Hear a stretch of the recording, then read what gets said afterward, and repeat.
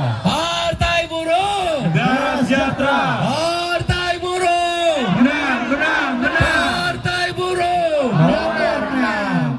Hidup buruh. Hidup. Saudara, pada hari ini kita merayakan May Day yang kesekian kali pada tahun 2024. May Day adalah satu peristiwa yang terkenal dengan peristiwa high market. 100.000 buruh di Chicago, Amerika telah turun ke jalan menuntut hanya satu hal, Triple H, 8 jam kerja, 8 jam istirahat, dan 8 jam untuk bersosial. Apa lacur? Pemerintah Chicago, Amerika Serikat pada waktu itu, Gubernur Chicago memerintahkan menembak 100.000 buruh yang sedang melakukan pemogokan selama 3 hari yang kita kenal tanggal 1, 2, dan Mei, yang kita kenal peristiwa high market. Saudara tahu 5 orang pemimpin buruh yang melakukan pemimpin pemogokan pada waktu itu tahun 1825, abad ke-18. 5 orang pemimpin buruh digantung hanya karena melakukan pemogokan.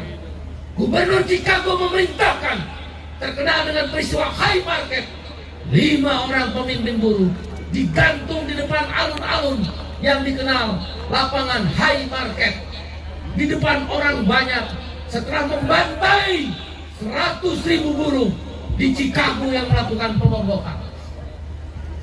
Cerita buruh adalah cerita tentang penderitaan. Cerita buruh adalah tentang perjuangan. Cerita buruh adalah tentang orang-orang yang tidak akan pernah mundur, orang-orang yang tak pernah mengenal rasa takut, walaupun hukuman gantung, nyawa taruhannya. Hari ini apa bedanya dengan high market 1825? Saya ingat tahun 1900-an, abad ke-19, Suryo Pranoto, adik kandung daripada Ki Hajar Dewantoro, bapak pendidikan sedunia. Makanya kalau kamu lihat hari pendidikan tanggal 2 Mei, hari buruh tanggal 1 Mei, itu ada hubungannya. Ada Ki Hajar Dewantoro ingin melanjutkan jiwa high market, atau belakangan pada tahun 1889 kumpulan serikat buruh sedunia dan partai buruh sedunia, partai sosialis sedunia menyatakan 1 Mei adalah May Day, menghormati 100 buruh yang ditembak mati. Bahkan diceritakan sungai-sungai, got-got di Chicago, di Amerika sana berwarna merah. Ditembak, dibunuh, bahkan pemimpinnya untuk menimbulkan rasa takut. Di lapangan high market seperti ini digantung di hadapan ratusan ribu orang lain. Suryo Pranoto menulis surat pada tahun 1920, abad ke-19, kepada Gubernur Jenderal Hindia Belanda zaman penjajahan. Saudara, Tuan Gubernur, kami dari Serikat Buruh Tebu. Serikat Buruh Tebu adalah terbesar saat itu, termasuk Serikat Buruh Kereta Api, Serikat Buruh Pelabuhan, Serikat Buruh Guru Indonesia.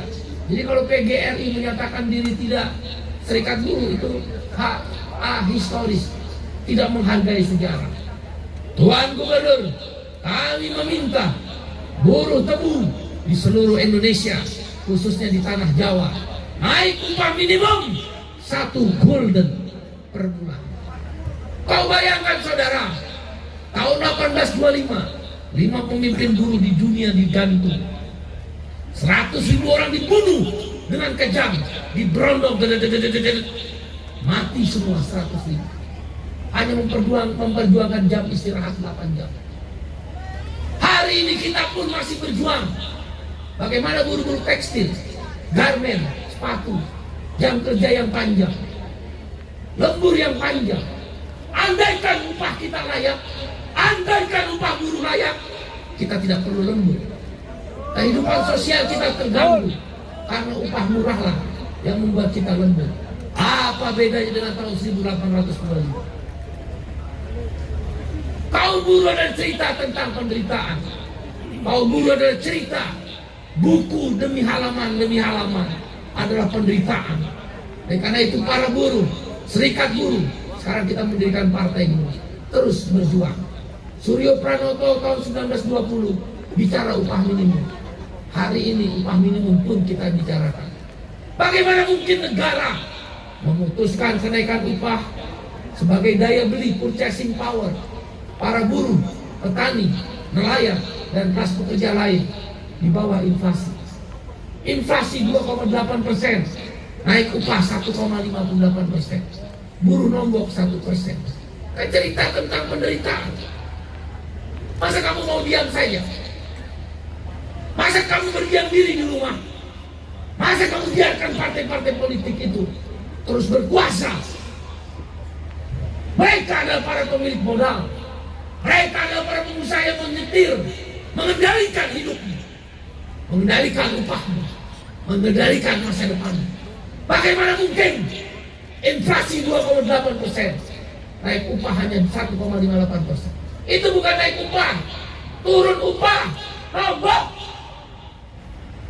Kau lihat sekarang, buruh-buruh tekstil, garmen, sepatu, makanan, minuman, supplier, karyawan tetap, umur 40 tahun dipecat, suruh daftar lagi ke agen outsourcing. Di mana negara? Kau pikir negara akan hadir? Tidak, saudara. Omnibus Law ada jawaban kepada kita. Hanya satu kata, apa? Orang keras, apa? Apa? Yang keras angkat tangan, apa? Perlawanan kelas. Perlawanan kelas secara sosial ekonomi melalui serikat buruh, serikat petani yang dimotori Henry Saragi, serikat petani Indonesia. Perlawanan kelas kaum buruh melalui KSPSI AGN, KSPI, KPBI, KSBSI, FSPMI, PSK, SPN, FSPK, dan serikat-serikat buruh yang lainnya. Itulah perlawanan kelas. Kita turun ke jalan akan menunjukkan perlawanan kelas bahwa kita masih ada. Kita tidak sedang biasa-biasa saja. Perlawanan secara politik, sekarang sudah ada partai politik. Saya minta dukunganmu. Saya berkeyakinan, kau catat omongan saya dengan izin Allah. Pemilu 2029 seperti di Brazil, kita akan lolos parliamentary threshold, masuk ke Senayan, berkuasa sebagai DPR RI. Siap melawan? Siap berjuang? Yang mau berjuang angkat tangan. Yang mau berjuang tepuk tangan. Yang mau berjuang, yang mau berjuang, yang mau berjuang teriak hidup buruh. Hidup rakyat. Partai buruh. Partai buruh. Partai buruh. Oleh karena itu, May Day kali ini kita menyebut dua isu utama, menyuarakan dua isu utama. Satu, cabut Omnibus Law Undang Cipta Kerja. Bagaimana negara membiarkan perbudakan modern? Kau bikin pengusaha suka sama kamu. Kalau dia suka sama kamu, kenapa kamu outsourcing? Kalau dia menganggap kamu aset, kenapa upahmu murah? Kalau memang mereka menganggap buruh menjadi bagian daripada perusahaan, kenapa masa depanmu diputus dengan PHK yang mudah, pesangon yang kecil? Kenapa mereka setuju Omnibus Law? Tidak, saudara. Mereka tidak suka dengan kamu. Kamu kelas buruh harus berjuang sendiri. The working class. We are the working class. Ayo bareng-bareng. We are the working class. We are the working class. We are the working class. We are the working class. Yang keras. We are the working class. Yang keras. We are the working class. Yang keras. We are the working class. 1, 2, 3. Halo. Lebih keras. Yang keras. Kota kenang sudah lama kita tidak berjumpa dengan kau. Sekarang telah menjadi lautan api. Mari bung rebut kembali. Kami adalah kelas pekerja. Ada satu masa, satu titik, sebagaimana di belahan dunia lain, di Brazil dengan Partidos dos Trabalhadores, di Malaysia dengan Partai Pakatan Harapan, di Australia dengan Australian Labour Party, di Inggris dengan Labour Party, di Skandinavia Finlandia, Norwegia, Islandia, Denmark, Swedia, Social Democratic Party, atau di Jerman Barat SPD, atau di Jepang DPJ. Ada satu masa, satu titik buruh akan berkuasa.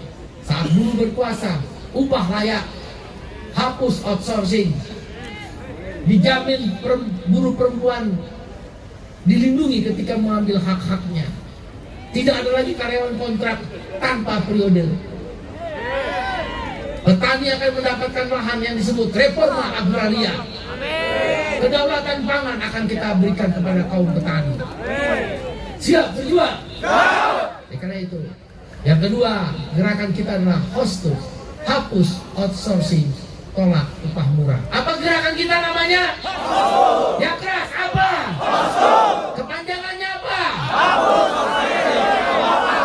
Sekali lagi apa? Kepanjangannya.